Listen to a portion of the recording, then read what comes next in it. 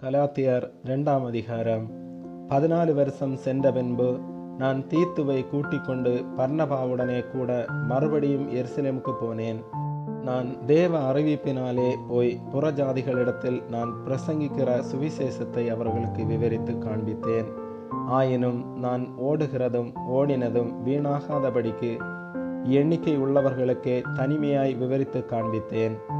ஆனாலும் என்னுடனே கூட இருந்த தீத்து கிரேக்கனாயிருந்தும் விருத்த சேதனம் பண்ணி கொள்ளும்படிக்கு கட்டாயம் பண்ணப்படவில்லை.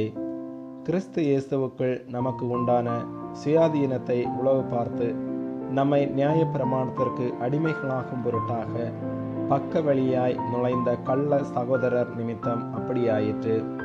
சுவிசேஷத்தின் சத்தியம் உங்களிடத்திலே நிலைத்திருக்கும்படி நாங்கள் ஒரு நாளிகையாகிலும் அவர்களுக்கு கீழ்ப்படிந்து இணங்கவில்லை. அல்லாமலும் எண்ணிக்கை உள்ளவர்களாய் இருந்தவர்கள் எனக்கு ஒன்றும் போதிக்கவில்லை. அவர்கள் எப்படிப்பட்டவர்களாயிருந்தாலும் எனக்கு கவலை இல்லை. தேவன் மனுஷரிடத்தில் பட்சபாதம் உள்ளவரல்லவே.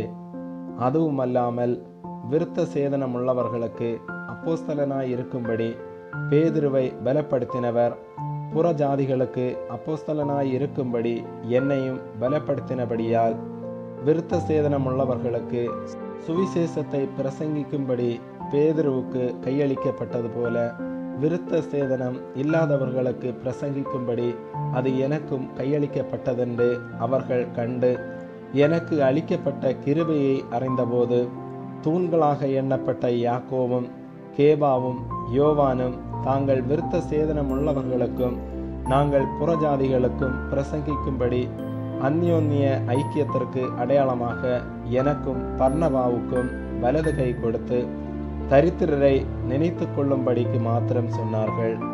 அப்படி செய்யும்படி அதற்கு முன்னமே நானும் கருத்துள்ளவனாயிருந்தேன். மேலும் பேதுரு அந்தியோகியாவுக்கு வந்தபோது அவன் மேல் குற்றம் சுமந்ததினால் நான் முகமுகமாய் அவனோடு எதிர்த்தேன். எப்படியெனில் யாக்கோபினிடத்திலிருந்து சிலர் வருகிறதற்கு முன்னே அவன் புறஜாதியாருடனே சாப்பிட்டான். அவர்கள் வந்தபோதோ விருத்த சேதனம் உள்ளவர்களுக்கு பயந்து விலகி பிரிந்தான். மற்ற யூதரும் அவனுடனே கூட மாயம் பண்ணினார்கள். அவர்களுடைய மாயத்தினாலே பர்னபாவும் இழுப்புண்டான். இப்படி அவர்கள் சுவிசேஷத்தின் சத்தியத்திற்கேற்றபடி சரியாய் நடவாததை நான் கண்டபோது எல்லாருக்கும் முன்பாக நான் பேதுருவை நோக்கி சொன்னது என்னவென்றால், யூதனாயிருக்கிற நீர் யூதர் முறைமையாக நடவாமல் புறஜாதியார் முறைமையாக நடந்து கொண்டிருக்க புறஜாதியாரை யூதர் முறைமையாக நடக்கும்படி நீர் எப்படி கட்டாயம் பண்ணலாம்? புறஜாதியாரில் பிறந்த பாவிகளாயிராமல் சுபாவத்தின்படி யூதராயிருக்கிற நாமும் இயேசு கிறிஸ்துவை பற்றும் விசுவாசத்தினாலே அன்றி நியாயப்பிரமாணத்தின் கிரியைகளினாலே மனுஷன் நீதிமானாக்கப்படுவதில்லை என்று அறிந்து நியாயப்பிரமாணத்தின் கிரியைகளினாலல்ல கிறிஸ்துவை பற்றும் விசுவாசத்தினாலே நீதிமான்களாக்கப்படும்படிக்கு கிறிஸ்து இயேசுவின் மேல் விசுவாசிகளானோம்.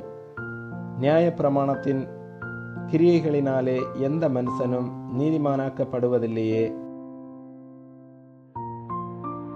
கிறிஸ்துவுக்குள் நீதிமான்களாக்கப்படும்படி நாடுகிற நாமும் பாவிகளாக காணப்படுவோமானால் கிறிஸ்து பாவத்திற்கு காரணரோ? அல்லவே. நான் இடித்து போட்டவைகளையே நான் மறுபடியும் கட்டினால் பிரமாணத்தை மீறுகிறவன் என்று காணப்படுவேன்.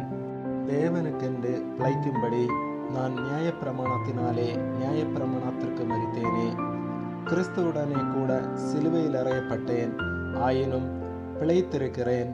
இனி நான் அல்ல, கிறிஸ்துவே எனக்குள் பிழைத்திருக்கிறார். நான் இப்பொழுது மாம்சத்தில் பிழைத்திருக்கிறதோ என்னில் அன்பு கூர்ந்து எனக்காக தம்மை தாமே ஒப்பு கொடுத்த தேவனுடைய குமாரனை பற்றும் நான் தேவனுடைய கிருபையை விருதாவாக்குகிறதில்லை. நீதியானது நியாயப்பிரமாணத்தினாலே வருமானால் கிறிஸ்து மரித்தது வீணாயிருக்குமே. ஆமேன்.